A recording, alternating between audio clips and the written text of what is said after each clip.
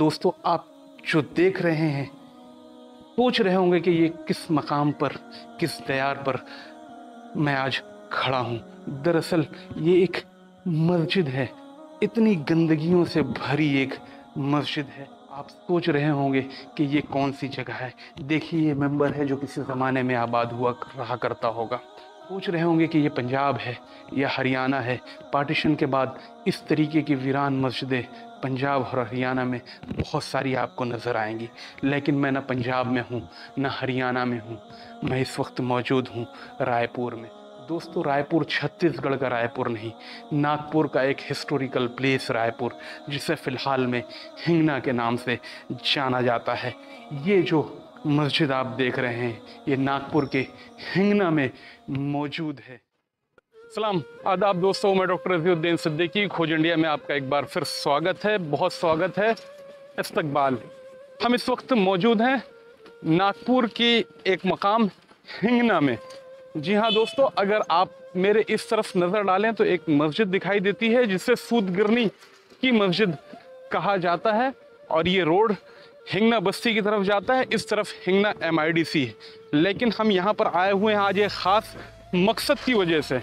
वो मकसद क्या है दोस्तों, हमें पता लगा है, हमने तारीख की कई किताबों में पढ़ा था कि रघुजी सेकंड से लेकर रघुजी थर्ड के रेजिम के दौरान यहाँ पर इस इलाके में, यानी इस इलाके का उस वक्त पुराना नाम रायपुर हुआ करता था, यहाँ पर एक बहुत तारीखी मस्जिद वाक़े है। हमने कई किताबों में पढ़ा है और हमने ढूंढने की भी कोशिश की, उस मस्जिद के बारे में पता लगाने की भी कोशिश की, लेकिन हमें पता नहीं लग रहा था वो मस्जिद कहाँ पर है। तभी फेसबुक के ज़रिए, सोशल मीडिया के ज़रिए सैफ खान और शानू भाई से हमारी मुलाकात होती है और वो हमें इनवाइट करते हैं कि आप आइए, हम आपको मस्जिद दिखाएंगे। वो मस्जिद यहाँ पर आज भी मौजूद है। मैं सैफ भाई से कहूँगा कि वो मेरे साथ यहाँ पर आएँ और बताएं उस मस्जिद के बारे में। वालेकुम सलाम सैफ भाई, आपका स्वागत है खोज इंडिया में। बहुत शुक्रिया। आप इस तरफ आ जाएं थोड़ा सा। आप ये बताएं कि कैसे जानते हैं आप इस मस्जिद के बारे में। मैं बचपन से इधर से गुजरा करता था, तो हम लोग दोस्त वगैरह वहाँ जाके देखा करते थे कि बहुत पुरानी हिस्टोरिकल इमारत है जी। तो कभी ये समझ में नहीं आया कि वहाँ पर नमाजें वगैरह नहीं देखने मिलती थी, मगर ये है कि वहाँ पर ईद बकरीद की नमाजें होती थी। अगल बगल वालों से मैंने पता किया था और उसी के बाद से जब खोज इंडिया मैंने देखा तो आपका मतलब सर्च करते करते आपका नंबर मिला और वही आपसे बात हुई कि इस चीज़ बेचैनी हो गई अंदर से कि बस हिस्टोरिकल चीज़ है, उस चीज़ को और थोड़ा सा एक्सप्लोर किया जाए। इस वजह से मैंने आपको इनवाइट किया था यहाँ पर। दरअसल हमने भी कई किताबें पढ़ी थी जहाँ पर इस मस्जिद का तो जिक्र मिलता था, लेकिन हमारा इस इलाके से कई बार गुजर होता है। हमने काफ़ी कोशिश भी की लेकिन हमें पता नहीं लगता था, लेकिन आपने हमें वो जगह के बारे में बताया। बहुत बहुत शुक्रिया आपका। क्या आप हमको दिखाएंगे वो मस्जिद कहाँ पर? चलें, बस बगल में। किस तरफ से चलना? अच्छा, यहाँ से चलना। चलिए साहब भाई, किस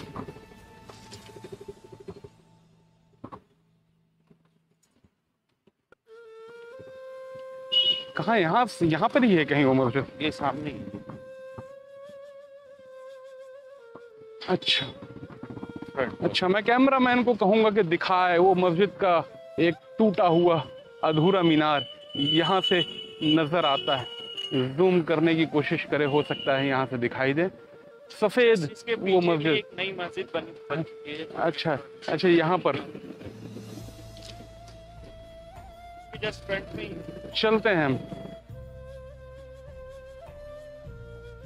ये मस्जिद दरअसल 1826 की है। रिसालदार जमालुद्दीन ने अपनी टुकड़ी के लिए बनवाया था। इस शानदार मस्जिद को देखकर एक बात तो समझ में आती थी, तत्कालीन शासन जो भोसलों का था वो कितना धर्मनिरपेक्ष था, वो कितना सेकुलर था।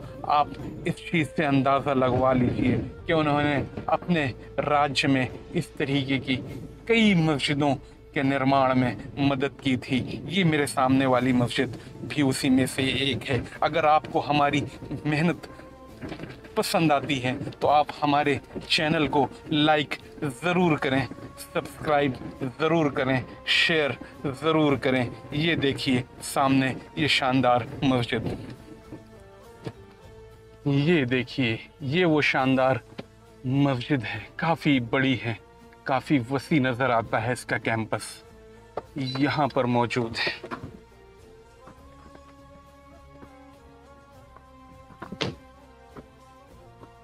देखिए यहाँ गेट पर एक ताला लगा हुआ नजर आ रहा है। ये देखिए ये वो शानदार मस्जिद है। हम अंदर चलने की कोशिश करते हैं। इस मस्जिद में रास्ता देखेंगे कहाँ पर से। हालात बहुत यहाँ के ख़राब नज़र आते हैं।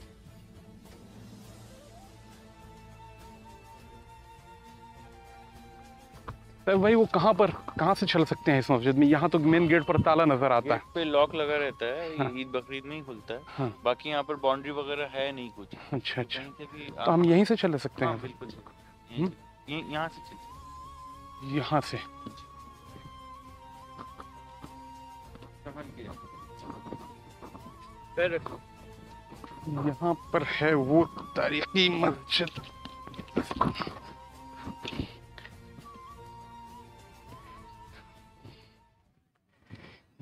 ये देखिए ये वो तारीखी मस्जिद है जिसके बारे में कहा जाता है कि सन 1826 यानी रघुजी थर्ड के दौर में रिसालदार जमालुद्दीन साहब ने इस मस्जिद को बनवाया था। आइए करीब से देखते हैं क्या क्या मौजूद है इस मस्जिद में।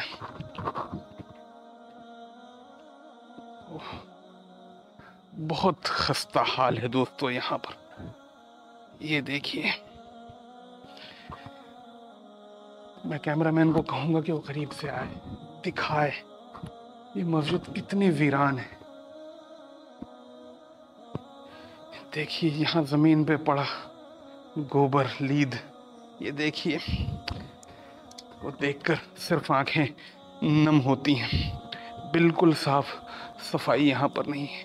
ये देखिए ये मेहराब इसका, ये मेंबर, छोटा सा मेंबर इसमें नज़र आता है। इस मस्जिद का कंस्ट्रक्शन स्टाइल को अगर आप देखें तो ये यहाँ से देखिए बिल्कुल पीले बलुहे पत्थर से ही इस मस्जिद को बनाया गया है।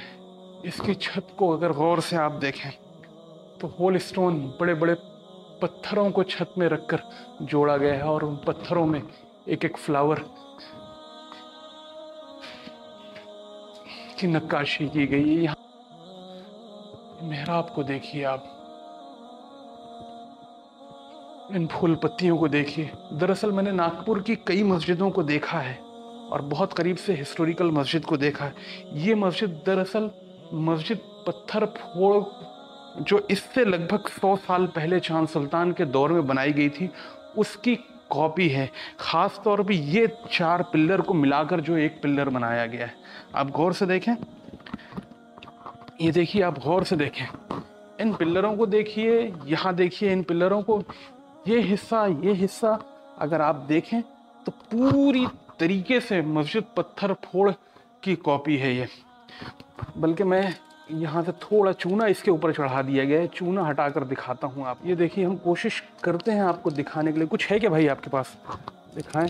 ये बिल्कुल पत्थर फोड़ की मस्जिद की तरह। ये देखिए यहाँ पर पीला बलुहा पत्थर नीचे दिखाई देता है। आप देखें ये बिल्कुल पत्थर फोड़ की मस्जिद। यहाँ पर देखें, इस जगह पर देखें, यहाँ तो साफ साफ चूना झड़ गया दिखाई देता है। ये देखिए, ये देखिए, ये देखिए, ख़ास तौर पे ये सब जगह देखिए। ये पत्थर फोड़ की मस्जिद की कॉपी है। बहुत गंदगी है यहाँ पर। हालांकि सैफ भाई बता रहे हैं कि यहाँ पर ईद और बकरीद की नमाजें अदा की जाती है, उस दौरान इस मस्जिद को साफ किया जाता है। हालांकि इस सारी जगह को देखने के बाद सिर्फ रोना ही आता है इसकी बुरी हालत को देखकर। ये मस्जिद दरअसल दोस्तों इतिहास की किताबें इसके बारे में ये कहती हैं कि 1826 में रिसालदार जमालुद्दीन साहब ने इस मस्जिद का निर्माण करवाया था। उस ज़माने में कहते हैं कि नागपुर के बगल में एक रायपुर हुआ करता था। रायपुर का ये इलाका दरअसल भोसलों की छावनी हुआ करता था। यहाँ पर रिसालदार जमालुद्दीन साहब की बटालियन तैनात होती थी। दरअसल रिसालदार आर्मी की एक पोस्ट को कहते हैं जिसके बारे में कहा जाता है कि 100 सवारों के दस्ते का जो हेड होता है वो रिसालदार कहलाता है। तो रिसालदार जमालुद्दीन साहब काफ़ी बड़ी पोस्ट पर थे 1820 से 1826 के आसपास, ऐसा हिस्टोरिकल बुक्स कहती हैं। ये आखिर रिसालदार जमालुद्दीन साहब थे कौन, कहाँ से आए थे?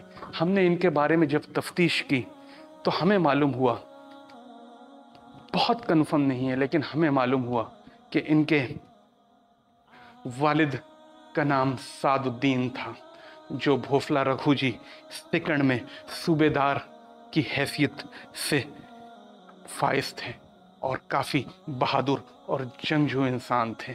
और रिसालदार जमालुद्दीन के बेटे अब्दुल्लाह का भी जिक्र किताबों में मिलता है। उनके बारे में भी कहा जाता है कि वो काफ़ी बहादुर जंगजू सिपाही थे। दरअसल यहाँ पर अरब रेजिमेंट का एक दस्ता हो सकता है तैनात रहा हो जिसके हेड रिसालदार जमालुद्दीन साहब। हालांकि हम रिसालदार जमालुद्दीन साहब के बारे में हमने काफ़ी तफ्तीश करने के बाद हमें कुछ लोगों ने ये भी बताया है कि आप मीठा नीम वाले हज़रत जो अरब सेना में बहुत बड़ी पोस्ट पर थे, सैयद जलालुद्दीन, उनके भाई थे। जमालुद्दीन रिसालदार, आपके मज़ार के बारे में भी कहा जाता है कि पुलिस लाइन टाकली में पुलिस छावनी में जो बाबा जमालुद्दीन के नाम से एक मज़ार नज़र आता है वो दरअसल रिसालदार जमालुद्दीन का मज़ार है। लेकिन हम बहुत कंफर्म नहीं हैं कि ये वाकई उनका मज़ार है। आपका ख़ानदान, किताबें ये कहती है कि अफ़गानिस्तान के हेरात शहर से आया हुआ था, जो ईरान और अफ़गानिस्तान के बॉर्डर पे आज भी मौजूद है। इस बुनियाद पर आपको जमालुद्दीन हेरावी या हेराती भी कहा जाता है। आइए हम देखने की कोशिश करेंगे इस मस्जिद को बाहर से भी क्या हाल है इसका, पीछे से भी देखने की कोशिश करेंगे कि कैसी नज़र आती है। सबसे पहले मैं कैमरामैन को कहूँगा कि वो इसका कैंपस दिखाएं। काफ़ी बड़ी कैंपस है इस मस्जिद की, 3 तरफ से दीवारें भी यहाँ पर नज़र आती हैं। आप देखें इसमें 2 मीनार सामने की तरफ। मैं कैमरामैन को कहूँगा कि वो दिखाए दोनों मीनारों को जो गालिबन टूट चुके हैं। उनका टॉप हिस्सा जो है टूट के गिर चुका है और सामने बहुत खूबसूरत जालीदार कंगूरे बनाए गए हैं। आइए हम देखने की कोशिश करते हैं इस तरफ से। दरअसल यहाँ पर देखने के बाद जो एक ख़ास बात पता चलती है हमें, इस मस्जिद को 2 हिस्सों में बनाया गया है। पीछे की तरफ लाखोरी ईंटों से इसकी जुड़ाई की गई है इसको मस्जिद को मजबूती देने के लिए, और अंदर की तरफ से पीले बलुहे पत्थर लगाए गए हैं। हो सकता है इस कैंपस में कुछ कब्रें भी हो। जनरली इस तरीके से पुराने लोगों की कब्रें भी हुआ करती थी। यहाँ पर एक मिट्टी का ढेर नज़र आता है, पता नहीं ये क्या है, हम इसके बारे में बहुत कंफर्म नहीं है। हम यहाँ से चलने की कोशिश करेंगे। आइए, बहुत झाड़ियाँ हैं। देखिए इस तरफ से भी दीवार उठाई गई है। यहाँ पर एक पुराना कुआं नज़र आता है इस मस्जिद में। ये देखिए कितना शानदार इस मस्जिद का बैग देखिए आप। कैमरामैन को कहूँगा कि यहाँ करीब आकर दिखाने की कोशिश करें। देखिए कितना शानदार कंस्ट्रक्शन है। पीछे से पूरी तरीके से चूने की जुड़ाई लाहौरी ईंटों के ज़रिए, पानी निकलने के परनाले भी ऊपर दिए गए हैं और पत्थरों की सिल्लियों से इसके छत को बनाने की कोशिश की गई है। ये वाकई बहुत शानदार है। देखें इसको, देखते रहें, ये वाकई बहुत शानदार है। मैं करीब जाने की कोशिश करता हूँ। ये दरअसल दोस्तों ये नागपुर में हिंगना तहसील में रिसालदार जमालुद्दीन की बनवाई हुई ये हिस्टोरिकल मस्जिद। देखिए मेंबर अंदर में इस जगह है।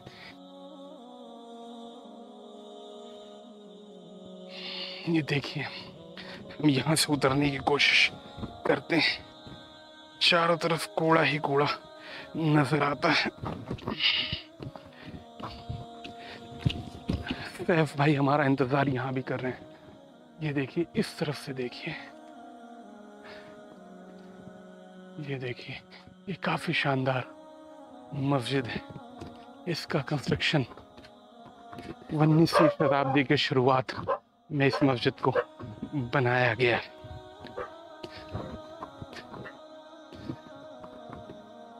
रिसालदार जमालुद्दीन की ये मस्जिद दरअसल उस वक्त एक छावनी में हुआ करती थी, जो मिलिट्री की एक छावनी थी। इस शानदार मस्जिद को मैं आपको दिखाने की कोशिश कर रहा था कि इस उम्मीद से, इसको देखकर मुझे इकबाल का एक शेर याद आता है कि मस्जिद तो बना दी शब भर में ईमा की हरारत वालों ने। मस्जिद तो बना दी शब भर में ईमा की हरारत वालों ने।